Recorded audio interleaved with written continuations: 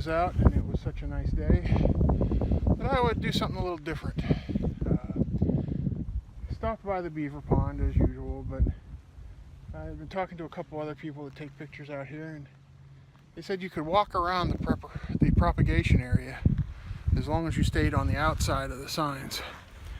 So today it's kind of cool. It's around 30 degrees, but it's beautifully sunny. A little bit windy out here along the lake, but not terrible. So I decided that I would take a walk out here. I was walking right up along the field, and I dropped down here along the lake to take a couple pictures and decided to walk on the sand for a little bit. The lake is extremely low. I believe my last report that I saw was 7.68 feet lower than what a summer pool would be. So I decided to just take a walk, experiment with some things. The other photographer told me where there was an eagle out here that nests in the tree, so I'm going to check it out. I doubt it'll be there today. It'll probably be out feeding, but we'll check it out. About as far as I'm going to go. This is really taking a toll on my back, but it's worth it because I got to see a lot of birds, a couple eagles, a couple. There's a lot of wind. But we'll check back in as we move back towards the where the truck's parked. So I'll talk to you in a little bit. I don't know if you guys can see this little red squirrel dude up here. I took a couple stills I'll put in, but he's got a whole ear of corn, husk and all, sitting up there on the branch just munching away watching me. Pretty cool. And the whole purpose of this area is to provide shelter and vegetation for the animals to eat. If you look over that way, I don't know how well you can see them. There's got to be a couple hundred Canada geese over there. But that's the whole idea, is to provide them some safe place and something they can eat. But you see those yellow buildings way off in the distance? There goes a duck.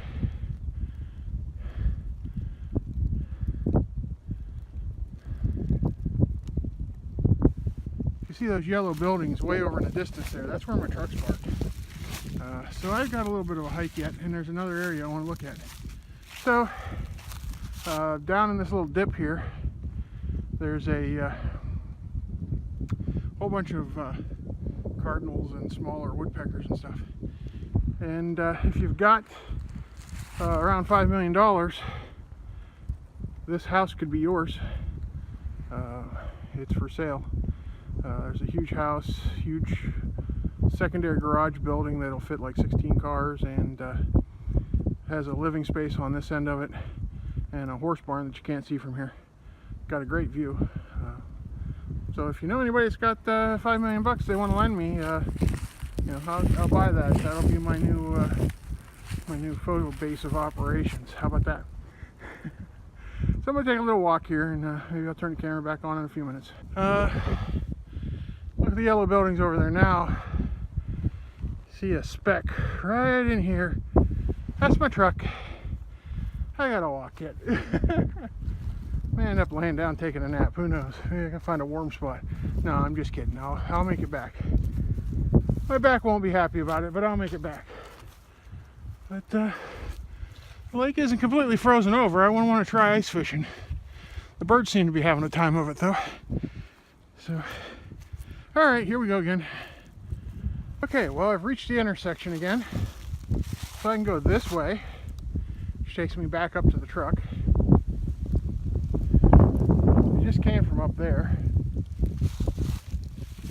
Or I could go out this way, which continues out along the lake and back around the other side.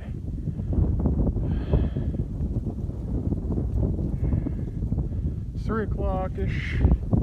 Sun's starting to go behind the clouds. I may save that for another day. Just for the sake of my back and the fact that I'm a little cold right now, but not bad. So we'll see what we come up with here. We'll continue our little stroll back towards the truck. Alrighty then, as you can see by my Rudolph nose, it is cold today, and that lovely, about 2+ hour walk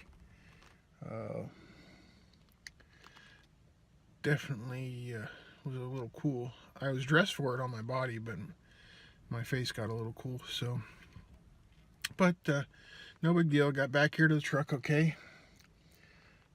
Some people may ask, well, you have a bad back, how can you walk like that?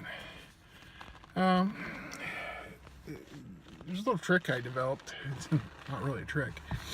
It's basically, the more tired my back gets, the shorter distance I walk continuously. So I'll start out, and maybe I can walk as much as a normal person, and then my back starts hurting, and I'll cut it down to maybe 75-foot steps, then 50, then 30, and just keep stopping and resting a little bit. And I found that it's best if I just stop and stand, shift my weight around a little bit on my legs, and I don't sit down. If I sit down, everything stiffens up, and then I have trouble getting going again. So yeah, whenever I want to do something like this, I try to pick a day. Excuse me. Try to pick a day when it's relatively decent and prepare for it. Try to wear the right clothes, but not too much, because any extra weight that I add, it naturally bothers my back. But today was okay until the sun went in. So it's gotten cloudy now, and I could swear I felt a few little light sprinkles as I made my way back. But we're back. Gonna rest here a little bit. I think I'm gonna go out to the beaver pond, see what happens out there around sunset, see if the beavers come out.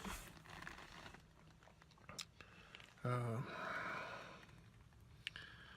was a pretty decent walk. I wanted to walk the other direction from the intersection out here, which would be that direction.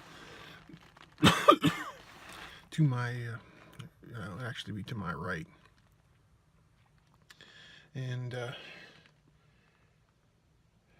I walked a few steps that direction till there was a little rise in the terrain. Looked out over, and it was pretty varied terrain. And so I didn't want to. I would either had to walk up and down the little hills, or I would have had to gone down and walked along the beach, which I tried walking on the beach during one part of this little expedition, and as long as the beach was firm, it was okay. But when it started getting real sandy and shifting under my feet, it really shortened the lifespan of my walking with my back. So so I moved back up to the hard ground, because at least the hard ground I could do my starts and stops and actually rest a little bit. So, and the wind wasn't as bad when you got up off the shoreline, because there were occasionally trees that I could stop in. I'm going to shift this camera around. I'll show you where I'm at in relation to my truck, where I was at. Hang on just a second. My truck's parked in this little observation area, and if you see all these yellow signs along here, you're not allowed to go anywhere inside those signs. But there's this road that's straight down here, and ahead of us there's a gate right here. You can walk down that road, you just can't go off to either side of it. That road goes clear down here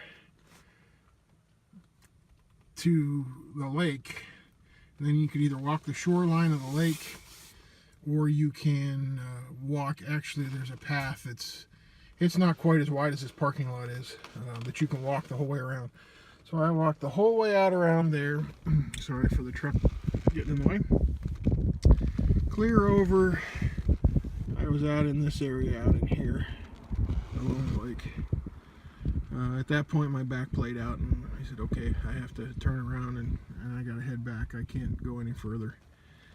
Hasn't been a bad day after all. Nice long walk out around the propagation area. So a variety of little birds and big birds, as well as a squirrel or two. I really thought, since we had such a clear blue sky this morning, that I'd be able to get a good time lapse of the sunset, or at least some good sunset pictures, but clouds moved in. I'm looking right now, not looking real promising.